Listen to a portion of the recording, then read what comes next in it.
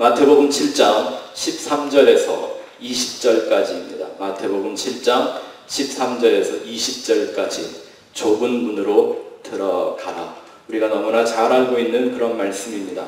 같이 우리 한 목소리로 주님의 마음을 품고 함께 봉독하겠습니다. 좁은 문으로 들어가라. 멸망으로 인도하는 문은 크고 그 길이 넓어 그리로 들어가는 자가 많고 생명으로 인도하는 문은 좁고 길이 협착하여 찾는 이가 적음이니라. 거짓 선지자들을 삼가라. 양의 옷을 입고 너희에게 나아오라. 속에는 노략질하는 일이라. 그의 열매로 그들을 알지니 가시나무에서 포도를 또는 엉겅퀴에서 무화과를 따겠느냐. 이와 같이 좋은 나무마다 아름다운 열매를 맺고 못된 나무가 나쁜 열매를 맺나니 좋은 나무가 나쁜 열매를 맺을 수 없고 못된 나무가 아름다운 열매를 맺을 수 없느니라. 아름다운 열매를 맺지 아니하는 나무마다 찍혀 불에 던지우니라. 이러므로 그의 열매로 그들을 알리라. 아멘.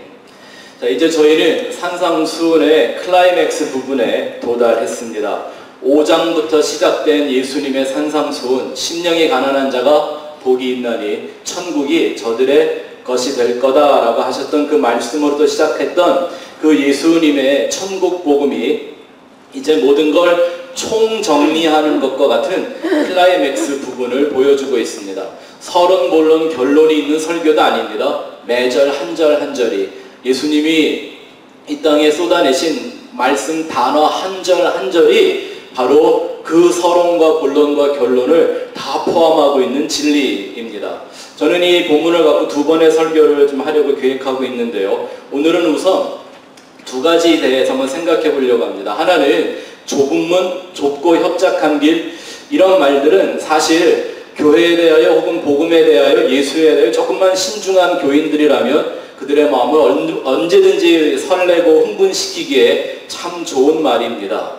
그럼에도 불구하고 이 내용과 이 의미가 무엇인지를 정확하게 알고 있는가, 그것이 하나의 우리가 나눠볼 주제이고요. 또 다른 하나는 세상은 이런 말들 때문에 오히려 기독교를 모든 종교 중에서 가장 독선적이고 배타적이고 냉소적인 종교라고 비난합니다. 전혀 세상과 소통할 줄 모르고 다른 종교들과 평화와 화합을 이룰 줄도 모르는 아주 폐쇄적인 집단이라고 손가락질을 합니다. 물론 이건 복음적인 교회에 대한 얘기입니다. 이미 야합들을 많이 하고 있죠. 예, 성탄절 되면 스님이 와서 설법을 하고 4월 초파일이 되면 신부나 목사님들이 절에 가갖고 설교를 하는 이런 일들이 지금 벌어지고 있는 시대에 우리가 살고 있는데, 그나마 복음적인 성도들, 십자가의 복음을 고수하기를 원하는 사람들은 그런 비난을 늘 받고 있죠. 또 교회를 세상과 화합할 줄 모르고 인류의 어떤 평화와 번영을 위해 타협할 줄 모르는 아주 수구 꼴통이라고 조롱을 합니다. 그런 비난들 많이 들어보셨죠? 이 얘기로부터 한번 시작을 해볼까 합니다. 여러분, 예수님이 진리이신 예수님이 세상에 와서 이 땅에 살으셨을 때처럼 기독교의 진리는, 그 진리의 독서는 필연적이라는 사실 우리는 잘 알고 있습니다. 그게 진리라는 것의 속성입니다. 어떠한 진리가 존재하고 있다면 그 진리는 서로 다른 어떤 것들과 다양하게 공존할 수가 없습니다. 진리라는 그 정의 자체가 그런 다양성, 그런 포용성을 이미 다 인정하고 있지 않기 때문입니다. 그래서 오늘날 이 21세기 초현대주의라고 말하는 이 postmodernistic generation, 어떤 얘기를 하냐면 상대적 진리라는 걸 주장하죠. 절대적 진리는 없다. 모든 게 상대적일 뿐이다. 근데 진리라는 말이 무슨 뜻인지를 정확하게 이해하고 있다면 상대적 진리라는 말 자체가 모순이죠. 자가당착이죠. 그런 말은 있을 수가 없습니다. 진리의 현상들이나 진리의 본질을 추구한다면 결국 그 한 존재는 절대 진리를 찾아가게 될 것입니다. 하지만 이런 생명의 진리가 무엇인가에 대하여 관심이 있기보다는 자기 자신을 진리의 기준으로 삼는 이 인생들에겐 이 절대 진리라는 건 너무나 불편하고 미워할 수밖에 없는 사상일 수밖에 없죠. 안타까운 건 예수를 모르는 세상에 그러는 건 납득이 됩니다. 모르니까 그러잖아요. 우리도 다 모를 땐 그랬던 사람들 아닙니까? 그런데 예수를 알고 믿는다는 교회들까지도 이런 말에 기가 죽거나 몸을 사리는 이유는 왠지 모르겠습니다.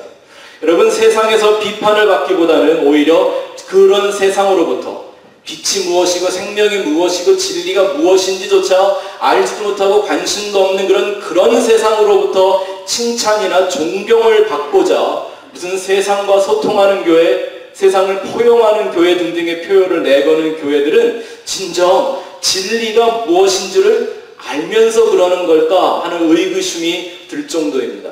여러분, 예수 그리스도를 통해 이 땅에 주어진 이 십자가의 진리가 과연 세상과 소통이 잘 되는 원리인가요?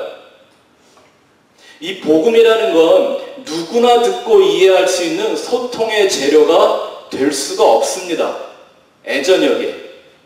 여러분, 교회에서도 복음을 좀 본질적으로, 원초적으로, 막 직설적으로 전하면요, 성도들의 반응은 어렵다, 힘들다, 혹은 뭐 좋게 말해주는 게 뭐 깊다, 뭐 이런 정도지 말이 안 통할 때가 많습니다. 교회 안에서조차도 복음이라는 말이 통하지 않는데 그 복음이 과연 이 세상과 소통할 수 있는 재료가 될 수 있느냐라는 거죠. 누구나 듣고 알아먹을 수 있는 말은 애저녁이 아닌 것입니다. 어쩌면 사람들이 듣고 좋아하고 칭찬하고 야, 역시 교회가 꼭 이 세상에 필요한 메시지를 던지는구나 라고 얘기한다면 아마 그건 처음부터 십자가의 복음이 아니기 때문일 것입니다. 예수님은 이 십자가의 복음을 말하는 이들이 결국 미움을 받을 거고 세상에서 핍박을 받을 것이라고 말씀해 주셨습니다. 혹시 여러분들 중에 아직도 이러한 비난과 이러한 오해를 두려워하는 분들 계십니까? 제가 가끔씩 듣는 얘기들이 뭐냐면 내 설교가 굉장히 독선적이다 혹은 비판적이다라는 평가를 많이 한다라는 겁니다. 만일 진리와 비진리를 구별하는 것, 진리의 그 본질과 비본질의 차이를 말하고 우리가 이 땅에 사는 날 동안 절대적으로 사모해야 될 것과 반드시 버려야 할 것들을 분별하는 말들을 단순히 독선이요 비판이라고 말하면 더 이상 할 말이 없습니다. 돌에 맞아 죽는 한이 있더라도 차라리 비판가가 되고 독설가가 돼서 예수 그리스도의 십자가의 피 묻은 복음을 그대로 전하는 것이 그게 십자가의 길 가는 것 아닙니까? 저와 함께 그 길을 걸어가시기를 주의 이름으로 축원합니다. 십자가의 사람들은 이 세상이나 비본질적인 종교로부터의 핍박을 두려워하는 자들이 되면 안 됩니다. 왕따가 되는 거 두려워하지 마십시오. 어떤 목사님이 이런 말을 하더라고요. 진짜 성도는 다 왕따가 될 수밖에 없다. 왜? 왕따라는 말이 왕을 따르기를 작정한 자라는 말이랍니다. 그러기 위해서 오직 왕 대신 예수님 한 분만으로만 만족하는 비결을 배워야 합니다. 오직 예수님 한 분만을 사랑하는 법을 배워야 합니다. 오직 예수 그리스도의 그 십자가의 도에만 순종하는 법을 배워야 합니다. 이게 말은 쉬운데 그게 사실 얼마나 힘들고 어려운 일인지 예수님은 그게 좁은 문이고 그것이 좁고 협착한 생명의 길이라고 설명을 다 달아주신 게 오늘 우리가 읽은 본문의 말씀입니다. 예수만이 좁은 길이요 예수만이 좁은 문이라고 말하는 이 심플한 말을 우리는 정말 잘 기억해야 합니다. 그 문, 그 길은 오직 예수 한 분뿐입니다. 여러분, 기독교라는 종교 자체는 좁은 문이 될 수도 없고 좁은 길도 절대 아닙니다. 기독교라는 말을 우리가 붙여놓고 편의상 사용하는데 기독이라는 말은 그리스도라는 말을 한자로 번역을 해놓은 거죠. 그러니까 기독교라는 말은 그리스도교라는 말이에요. 예수 그리스도, 그 예수만이 문이고 길이라는 것을 아는데 다시 한번 말씀을 드리지만 성경의 이런 내용들을 그냥 단답형으로만 알고 논술적으로 모르면 그 내용과 의미를 모르고 있으면요 그 단답형의 지식은 아무런 힘과 능력이 없습니다. 그래서 아마 오늘날 기독교는 예수님이 말씀하셨던 그 교회와 복음과 성도의 모습과 사뭇 다른 모습들로 변질되어져 가고 있지 않는가 하는 생각이 듭니다. 오늘 읽은 본문은 누가복음 13장에도 나오는 말씀이기도 하죠. 한번 읽어볼까요? 누가복음 13장 23절 24절 한번 큰 소리로 한번 같이 읽어봅시다. 시작. 어떤 사람이 여짜오되 주여 구원을 받는 자가 적으니이까 그들에게 이르시되 좁은 문으로 들어가기를 힘쓰라. 내가 너희에게 이르노니 들어가기를 구하여도 못하는 자가 많으리라. 좁은 문, 좁고 협착한 생명의 길이 무엇인지를 정확하게 구별하기 위해서는요, 역사에 나타나고 있는 한 기이한 현상을 살펴볼 필요가 있습니다. 무슨 말인가 하면 예수님의 말씀에 마태복음에서는 분명히 그 길이 좁고 협착하여 찾는 이가 적다고 예수님 말씀하셨습니다. 또 누가복음에 같이 쓰여진 내용을 갖고 있는 말씀을 보면 구원을 얻는 자가 많기보다는 오히려 들어가려고 구하여도 못 들어가 받지 못할 자들이 많을 것이라고 얘기했습니다. 성경이 완성되고 이 말씀의 모든 완성까지의 시간을 보여주는 그 계시록에 나타난 말씀만 보더라도 예수 그리스도를 믿고 따르는 성도들의 무리는 항상 마이너였지 메이저가 된 적이 없습니다. 근데 오늘날 역사를 보면 좀 다른 결과를 가지고 있습니다. 여러분들 보통 기복주의자나 성경을 표면적으로만 보는 사람들은요, 겉으로 드러난 이 현상들을 보며 그게 옳고 그른지를 판단하지 않습니까? 그런 사람들에게 한번 이런 질문을 던져보면 어떨까요? 제가 위키피디아의 통계를 한번 봤더니 지금 현재 전 세계 인구가 70억이 좀 안 되는데 표를 하나 보여주실래요? 기독교 인구가 약 22억, 총 30%를 차지한다고 합니다. 그리고 이슬람 인구가 한 20%, 힌두교의 인구가 그 중에 13%, 그리고 네 번째 메이저 종교라고 하는 불교가 약 4억으로 6% 정도의 분포를 보인다고 합니다. 자, 그러면 이 네 가지의 통계를 보면 정말 좁은 문, 좁은 길은 어느 건가요? 지금 전 세계에서 약 3분의 1을 차지하고 있는, 전 세계 인구의 3분의 1이라는 숫자를 차지하고 있는 기독교가 좁은 문이에요, 좁은 길이에요? 아니면 4%밖에 안 된다고 하는 이 불교가 좁은 문이고 좁은 길일까요? 이런 통계를 보면 이 설명하기 어려운 현상들이 보여집니다. 분명히 예수님은 적을 거라 그랬는데, 많이 받지 못할 거라 그랬는데 왜 이 시대의 교회는, 기독교는 이렇게 득세하고 있는 걸까요? 이 기이한 현상을 어떻게 설명해야 되죠? 아마 두 가지 이유 중에 하나일 겁니다. 하나는 예수님의 말씀이나 이 예언이 틀린 것이든지, 아니면 오늘날 교회가 예수님보다 더 잘해서 예수님의 과소평가를 넘어서서 이렇게 잘 해내고 있는 건지, 둘 중에 하나겠죠. 과연 오늘날 이 기독교가 그 좁은 문, 좁은 길을 전하고 있다면 이러한 결과가 가능하겠습니까? 여러분들이 돌아보기에는 과연 우리가 겪어왔던 교회들이 정말 잘하고 있습니까? 이 종교적 성공의 극치를 보여주는 수천씩 수만 명씩 모이는 대형 교회들을 보면 동서양을 막론하고 욕바가지가 되고 있지 않나요? 그런 교회나 그런 교인들의 모습 속에서 정말 좁은 문, 좁은 길을 추구하는 것들이 보입니까? 과연 그들이 추구하는 게 좁은 문입니까? 아니면 넓은 문입니까? 개선문과 같고 독립문 같은 추구하나요? 아니면 정말 예수와의 십자가라는 좁은 문을 말하나요? 그리고 정말 예수라는 그 좁은 길을 전하고 그 길을 걸어가기를 원하나요? 아니면 예수라는 이름으로 내 앞길을 멋지게 포장해서 평탄대로로 만들려고 하고 있지는 않나요?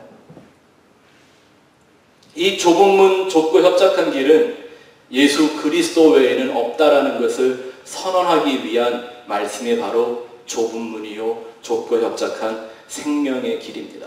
여기서 좁다라고 한 말은요, 사실 넓다라는 말의 반대적인 표현이 아닙니다. 우리는 산상수훈을 처음부터 배울 때부터 이 산상수훈의 말씀은 역설적으로 쓰여진 말씀이라는 얘기를 많이 해드렸죠.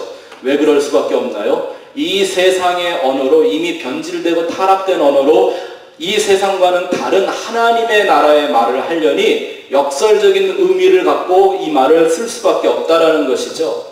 여기서 예수님이 좁다라고 하는 좁은 문, 좁은 길이라는 것은 어떤 뭔가에 비유해서 적은, 좁은 이런 뜻이 아니라 유일하다라는 것이죠. 유일한 문이요, 유일한 길이라는 겁니다. 예수 외에는 그 문과 같이 될 수도 없고 십자가의 은혜와 진리가 아니면 누구도 그 문을 열 수도 그 길을 찾을 수도 없다라는 말입니다. 그리고 들어가기를 힘쓰라라고 하는 말도요, 인간이 힘쓰고 애쓰면 된다라는 그런 뜻이 아닙니다. 오늘 그런 내용들을 좀 같이 한번 살펴보고, 이 말씀을 우리가 다시 한번 하는 까닭은 이 좁은 문과 좁은 길이 여러분이 그냥 머리로 알고 있는 기독교의 지식인가, 아니면 여러분의 믿음과 생명을 움직이고 있는 실제인가를 한번 확인해보는 시간을 갖기를 원하는 것입니다.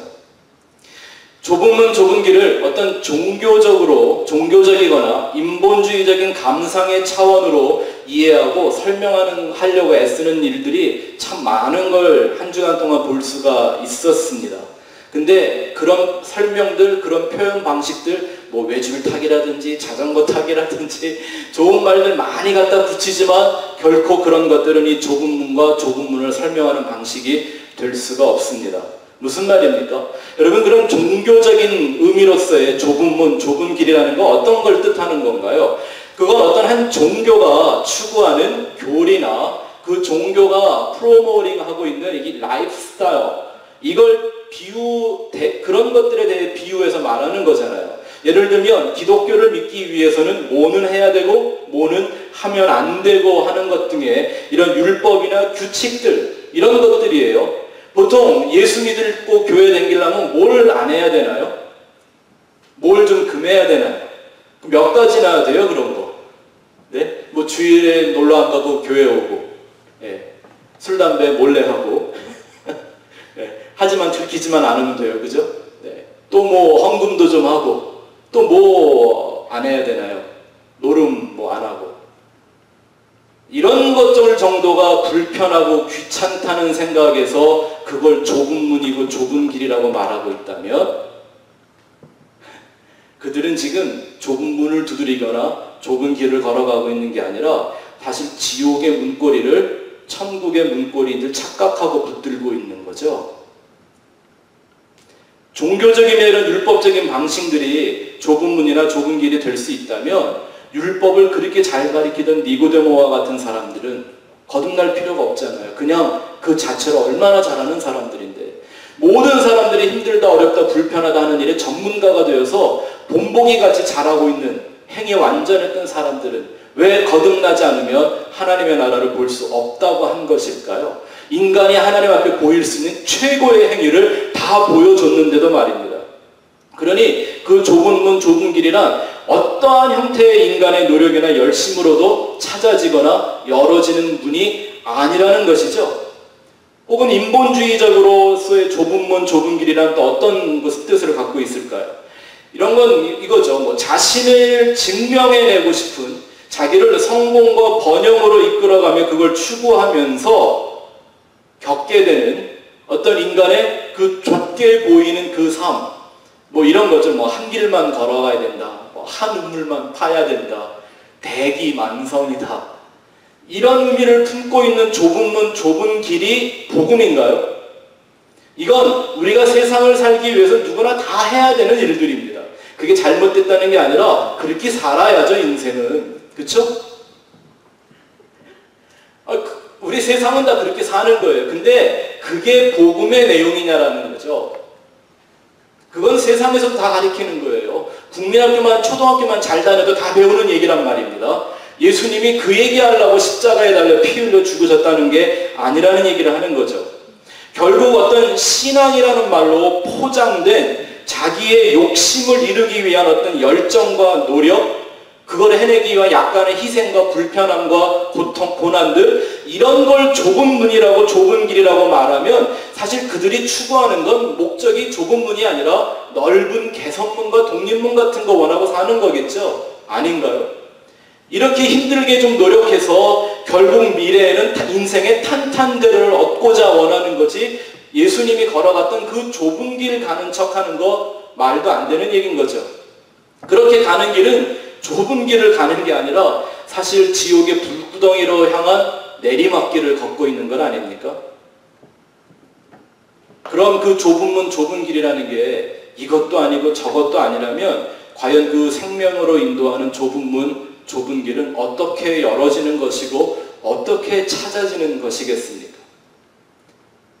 그 문이 얼마나 좁은 문인지, 얼마나 좁은 길인지 우리가 그 의미를 잘 배워야 하지 않겠습니까? 좁다라는 문은 얼마나 좁은지, 얼마나 험한 길인지를 말하는 건 사이즈를 말하는 게 아니라 내가 예수 그리스도를 따라가기 위해서 나를 부인하고 나의 십자가를 지고 예수님만 따르는 것이 얼마나 힘들고 어려운 일인가를 말해주는 것입니다. 예수님은 이 좁은 문이 얼마나 작은 문인 줄을 비유해 주시기 위해서 마태복음 19장에 보면 낙타가 바늘귀에 들어가는 것 같다라고 비유해 줬습니다. 이 세상이나 인간이 만들어내는 그 어떤 것으로도 그 천국문을 두드리고 열고 간다라는 것이 낙타가 바늘귀에 들어가는 것과 같다 그랬습니다. 이거는 쉽다 혹은 어렵다의 얘기가 아니죠. 이건 가능한가 불가능한가의 얘기인데 무슨 얘기입니까? 가능하다 불가능하다.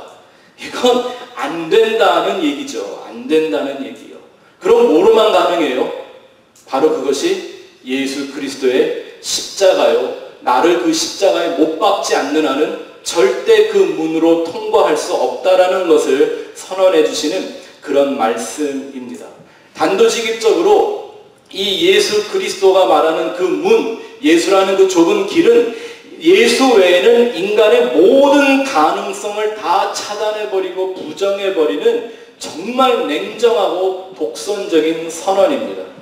예수님은 당신이 문이라고 말씀하셨습니다. 요한복음 10장 7절부터 9절을 읽어보죠. 시작. 그러므로 예수께서 다시 이르시되 내가 진실로 진실로 너희에게 말하노니 나는 양의 문이라. 나보다 먼저 온 자는 다 절도여 강도니 양들이 듣지 아니하였느니라. 내가 문이니 누구든지 나로 말미암아 들어가면 구원을 받고 또는 들어가며 나오며 꼴을 얻으리라. 아멘. 이 문이라는 건 어떤 방식이나 사상을 말하는 게 아니라 예수라는 한 존재일 뿐이라고 예수님 선언하고 있습니다. 인간의 어떤 능력으로나 인간의 선과 의로는 도저히 도달할 수가 없는 그 천국의 문과 길이 되신다라는 거죠.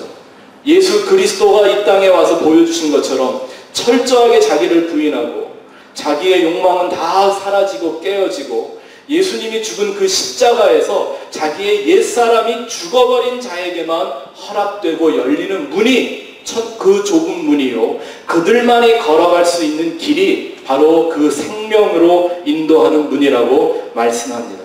무엇이 이렇게 이 길을 좁게 만듭니까? 무엇이 그게 이렇게 협착하게 느껴지게 만듭니까? 다른 일이 아닙니다. 교회 다니고 봉사하고 애쓰는 일들이 아니라 결국은 그 자아를 부인하고 자기를 죽이는 그 십자가의 삶을 살며 예수만 의지하며 따라가는 그 내용이 우리에게는 그렇게 좁고 협착함으로 느껴질 수밖에 없다라는 겁니다. 그 내용들을 우리가 좀 다음 주에 좀 더 자세하게 좀 살펴보기를 원하는데요. 예수는 예수만을 좁은 문으로 만들고 좁은 길로 만들어서 도저히 그 길을 찾는 자가 많지 않고 구하여도 얻지 못하는 경우가 많다고 했습니다. 인간이 자기 자신을 부인하는 그 일들이 원초적으로 본질적으로 얼마나 힘들고 어려운가를 말해주는 거죠. 예수를 따라가기 위하여 기독교인이라면 누구나 해야 한다는 어떤 율법이나 선행들로 이루어지는 좁은 문이나 좁은 길 아닙니다. 여러분 그런 건요 사람이 마음만 먹으면 다 할 수 있습니다. 그게 우리 요즘 출애굽기에서 배우는 내용들 아닙니까? 그런 인간의 이기적인 욕심과 마귀의 속임수가 만들어내는 게 바로 오늘날 종교다원주의라는 겁니다.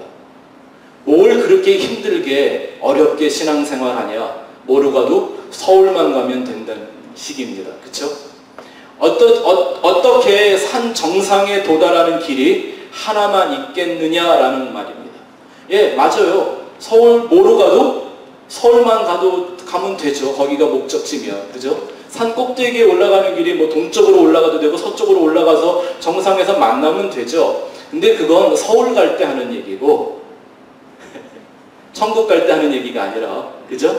그건 동네 산에 등산하러, 예, 산림욕하러 올라갈 때 하는 얘기고, 정말 우리가 도달해야 될 그 천성을 향해 가는 얘기는 될 수가 없겠죠. 여러분, 기독교는 서울 가서 출세한다라는 게 아닙니다.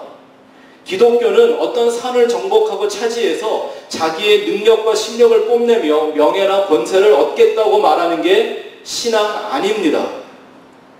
수영 좀 한다는 사람들이 도전하는 게 한강 건너는 거라죠. 근데 그 한강을 건너고 나면 자신의 한계를 도전하고자 또한 도전하는 게 뭐예요?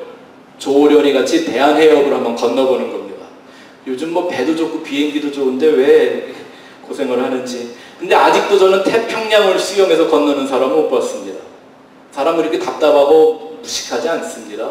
왜요? 사람의 능력으로 되는 게 있고 안 되는 게 있다라는 걸 아는 거죠. 이 지옥 같은 세상에서 저 영원한 천국이란 인간의 힘으로 도달할 수 있는 그 어떤 것이 절대 아닙니다. 예수님이 그 문이요, 그 길이라는 것을 좀 설명을 잘 우리가 해보기 위해서 제가 이런저런 걸 혼자 연구를 해보다가 좀 유치하지만 이해를 돕기 위해 하나의 예를 생각해 보았습니다.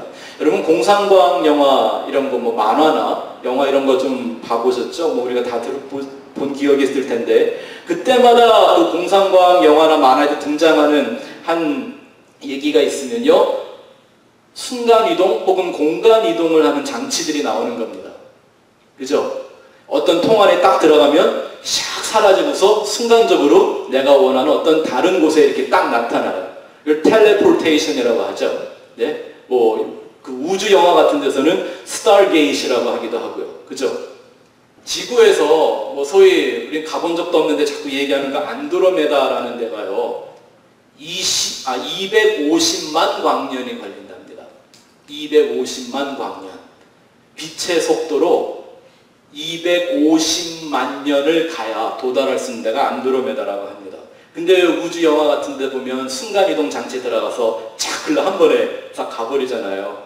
예? 예를 들면 이런 거죠. 막 여기 LA에서 뉴욕을 갈 때요, 뭐 비행기랑 안 타고 통 안에 딱 들어가면 버튼 하나만 누르면 그 사람이 싹 순간적으로 뉴욕으로 이동을 하는 거예요. 이런 거 본 적 있으시죠? 근데 이게 과학자들이 실제로 연구하고 있는 텔레포테이션이라는 첨단 과학 기술인 거거든요. 물론 아직 불가능하고 그냥 티어리만 가지고 사람들이 연구를 하고 있는 이 상황이죠. 근데 그 내용이 원리가 어떻게 되냐면요, 사람을 한 장치에다가 집어넣으면 사람을 글로 보내는 게 아니라 원리가요, 그 장치가 그 한 사람의 정보를 완전히 다 읽어내요. 다 읽어내요. 그래서 이쪽 장치에 있는 사람의 정보를 읽고 이 사람을 없애버리고 그와 똑같은 내용의 사람을 저쪽에다가 재구성을 시켜주는 거예요. 이게 텔레포테이션이라는 과학기술의 원리요 이론입니다. 네? 근데 저는요, 그거를 이렇게 가끔 볼 때마다 생각할 때마다 나는 왜 이렇게 십자가의 거듭남의 이론과 똑같은가라는 생각을 합니다. 결국 모든 과학이나 모든 철학은 하나님의 진리로 향해 가게 되어 있습니다. 발전하면 발전할수록. 맞습니까? 이런 얘기예요. 만약에 한 사람을 LA에서 뉴욕을 보낸다고 그러면요, 내가 이 안에 통에 들어간다는 얘기는 뭐예요? 이 통이 나를 다 읽어내고는 완전히 분해해서 죽여버리는 거예요. 그래 놓고 그 내가 원하는 그 지역에다 다시 내 정보대로 새로운 사람을 하나 만들어주는 거예요. 죽었다 사는 거죠. 근데 예수 그리스도의 십자가의 거듭남의 이론이 그렇다니까요. 그 텔레포테이션이라는 이론이 완전한 건 아니지만 잘 한번 생각해 보세요. 예수 그리스도의 십자가로 자기가 완전히 드러나고 내 인간의 죄성과 내 본질과 죄악에 속한 마귀에 속한 그 모든 것들이 십자가로 그 진리의 빛으로 완전히 드러나고 완전히 분해되고 산산조각나고 그 십자가에 죽어지고 하나님이 우리를 위해 예비하신 그곳에 내 힘으로는 어떻게 해도 도달할 수 없는 그 천국이라는 하나님의 보좌 앞에 그 십자가의 은혜와 능력과 공로가 나라는 사람을 새로운 피조물로 재창조를 해주는 거예요. 근데 그 좁은 문, 나를 그렇게 새롭게 만들어주는 그 좁은 길, 그게 뭐라는 거예요? 예수와 십자가 외에는 없다라는 얘기입니다. 그런데 만약에 여러분 어느 날 예수라는 존재가 내게 찾아와 네가 지금 두드리고 있는 그 문, 네가 붙들고 있는 그 문고리는 내가 준 좁은 문 아니야 라고 한다면 어떻게 하시겠습니까? 내가 지금 힘을 다해 걸어가고 있고 내가 열심히 걸어왔던 이 길이 구원을 향한 길이 아니라고 하신다면 어떠실 것 같습니까? 근데 이게 예수님의 제자들이 예수님을 3년 반을 넘게 쫓아댄 게 다 당한 일이라는 거 아십니까? 요한복음 13장부터 보면 예수님은 십자가를 지시기 이전에 제자들과 함께 마지막 만찬을 하면서 그들에게 마지막 메시지를 주시죠. 적어도 3년 반 이상의 시간을 예수와 함께 지냈습니다. 뭐 좋은 일도 있었고 힘들고 어려운 일도 있었고 고난도 많이 당했습니다. 예수님의 그 기적과 능력을 목격하기도 했고요. 자기들 스스로 기적을 베푸는 사람들이 된 적도 있었습니다. 그런 영적인 체험도 다 했었습니다. 예수님의 말씀을 직접 듣고 배웠던 사람들입니다. 낮에 예수님이 비유로 말씀하시면 못 알아들으니까 그래도 체면이 있어서 사람들 앞에서는 질문 안 하고 몰래 밤에 자기들끼리만 모여 있으면 예수님 낮에 하신 그 말씀 뭐예요? 그러면 예수님이 아주 친절하게 하나씩 다 설명을 해주면서 3년 반이라는 이 긴 시간을 함께 보냈습니다. 이거 뭐 일주일에 한두 번씩 한두 시간 와서 배운 이런 것들이 아니라 이 사람들은 예수님을 따라가겠다고 직업도 버리고 가족도 내팽개친 채 예수님만 따랐던 사람들이었습니다. 근데 그들의 상태가 어떤지 한번 살펴볼까요? 요한복음 13장 36절부터 38절 한번 읽어보겠습니다. 시몬 베드로가 이르되 주여 어디로 가시나이까? 예수께서 대답하시되 내가 가는 곳에 내가 지금은 따라올 수 없으나 후에는 따라오리라. 이게 무슨 말이에요? 지금 3년 반 동안 열심히 예수를 위해 따라왔고요. 예수님을 위해서 어떠한 고난도 포기도 감수했던 사람들인데 지금은 따라오고 있는 게 아니다라고 얘기를 하세요.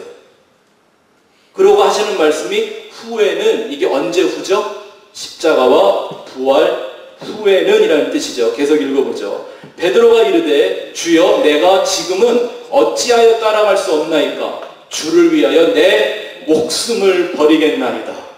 예수께서 대답하시되 내가 나를 위하여 내 목숨을 버리겠느냐? 내가 진실로 진실로 내게 이르노니 다 울기 전에 내가 3번 나를 부인하리라. 얼마나 서운했을까요? 네? 예수님이 자기 동상만 같았으면요 한번 뒤통수라도 한번 치고 싶지 않았겠습니까? 예수님이 그 문이시고 그 길이신 예수님이 제자들에게 말씀하시면서 하는 말이 지금은 너희들은 따라올 수 없다. 그 문으로 들어갈 수 없고 그 길 갈 수 없다고 얘기하십니다. 그랬더니 베드로는 뭐라고 대답을 해요? 무슨 말입니까? 내가 지금까지 목숨을 걸고 여기 따라왔는데. 근데 예수님은 아니래요. 그러면서 하시는 말씀이 너는 나를 3번 부인하게 될 거다. 얼마나 속상할까요? 또 얼마나 당황했을까요? 속에 있던 자기의 본질이 이렇게 들통이 나고 들키고 말았으니요. 그것도 예수님과 1대1로 대화하는 장면도 아니라 다른 제자들과 함께 예수 그리스도의 나라가 임하면 누가 더 높은 자리에 앉을까를 가지고 시비를 걸던 이 사람들 앞에서 베드로를 예수님을 부인하는 자로 만들어 놓으셨습니다. 뭐 하라고? 너는 나를 부인하며 너 자신을 부인할 수 있는 사람이 되어야 한다고. 베드로라는 한 사람의 자존심을 완전히 산산조각을 내셨습니다. 왜요? 그렇게 해야만 그 좁은 길로 들어갈 수 있기 때문입니다. 거기서 끝이 아닙니다. 이 얘기가 14장에서도 계속 이어지는데 한번 읽어볼까요? 시작. 너희는 마음에 근심하지 말라. 하나님을 믿으니 또 나를 믿으라. 내 아버지 집에 거할 것이 많도다. 그렇지 않으면 너희에게 일렀으리라. 내가 너희를 위하여 거처를 예비하러 가느니 가서 너희를 위하여 거처를 예비하면 내가 다시 와서 너희를 내게로 영접하여 나 있는 곳에 너희도 있게 하리라. 내가 어디로 가는지 그 길을 너희가 아느니라. 그런데 도마가 이르되 주여 주께서 어디로 가시는지 우리가 알지 못하거늘 그 길을 어찌 알겠사옵나이까. 예수께서 이르시되 내가 곧 길이요 진리요 생명이니 나로 말미암지 않고는 아버지께로 올 자가 없느니라. 자, 3년 반 동안 예수님을 따라다닌 제자들이 이 길도조차 뭔지 모르고 있었다라는 거예요. 근데 예수님이 이런 말씀을 하신 적이 없나요? 아니요. 말씀 때마다 하셨죠. 근데 이 사람들은 그 길이 뭔지 아직도 모르고 있다라는 거예요. 여기서 그래서 의심 많다고 이 별명에 붙은 도마가 등장하는데 제 생각엔 이 도마는 의심 많은 사람 아니에요. 이 사람은 신중한 사람입니다. 오히려 나대고 들이대기 좋아했던 베드로하고는 좀 천성적으로 다른 사람이죠. 언제나 신중함과 냉정함을 잃지 않은 냉철한 생각의 소유자가 도마였을 겁니다. 근데 이런 사람도 예수님의 말이 무엇인지를 모르고 예수님이 말하는 그 길이 무엇인지를 아직도 모르고 있었다면 다른 제자들 또한 몰랐다는 얘기죠. 그러니까 그 문을 열고 그 길을 시작하는 십자가의 사건에서는 다 도망가 버리고 만 겁니다. 목숨을 걸고 따라다녔다고 하면서 분명히 안다고 생각했을 텐데, 분명 따라가고 있다고 생각을 했었을 텐데 몰랐습니다. 왜 몰랐을까요? 무엇을 몰랐을까요?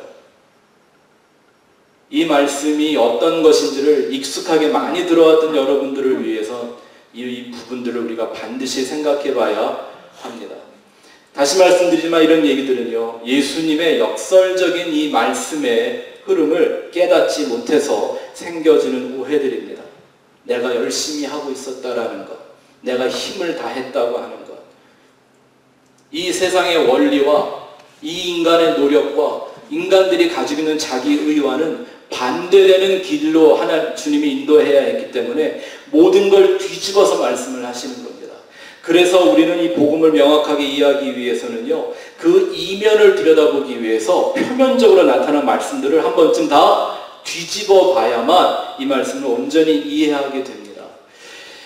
이 사람들이 좁은 문과 좁고 협착한 길에 대해 이해가 부족한 것 중에 하나는 이 단어 때문입니다. 힘쓰라. 좁은 문으로 들어가기를 힘쓰라. 분명히 우리가 지금까지 생각한 내용들에 의하면 이 문은 내가 열 수 있는 문이 아닙니다. 이 길은 내가 스스로 찾아낼 수 있는 길이 아닙니다. 인간은 그 문을 안 좋아하게 되어 있습니다. 그 길을 싫어하게 되어져 있습니다. 찾는 자가 적게 되어 있고 구하여도 얻기가 쉽지 않은 거라고 주님 말씀해 주셨는데, 힘쓰라라는 건 도대체 무슨 뜻입니까? 이 힘쓰라라는 말은요, 우리가 스스로 그 문을 찾고 그 길로 가기 위하여 힘쓰고 애쓰고 노력하라고 하는 종교적인 열정을 말하는 게 아닙니다. 힘쓰라고 하는 이 말의 헬라어는요, 아고니조마이라는 말입니다. 아고니조마이. 근데 이 단어는 무엇을 얻기 위하여 힘쓰고 애쓴다는 뜻이 아니라, 운동을 경기를 하는 선수들이나 혹은 전쟁에 나간 군사들이 상대의 적을 이기기 위하여 생명을 걸고 싸우는 모습을 상징한 단어가 아고니조마이라는 단어입니다. 단순히 내가 원하는 어떤 것, 더 좋은 뭔가를 얻기 위해 노력하는 걸 말하는 게 아니라, 전쟁에서 원수를 죽이지 않으면 내가 죽는다라는 그 상황 속에서 반드시 원수를 죽이려고 힘과 정성을 다해 자기 생명을 지켜내는 이 노력을, 그 분투하는 그 싸움을 말하는 단어가 아고니조마이입니다. 근데 그렇다면 우리가 정말 싸워야 되는 상대가 누구입니까? 마귀인가요? 우리 이제 1대1 공부하신 분들은 잘 배워서 아십니다. 마귀는 붙들고 싸워줘야 될 존재가 아닙니다. 그럼 마귀는 아주 좋아합니다.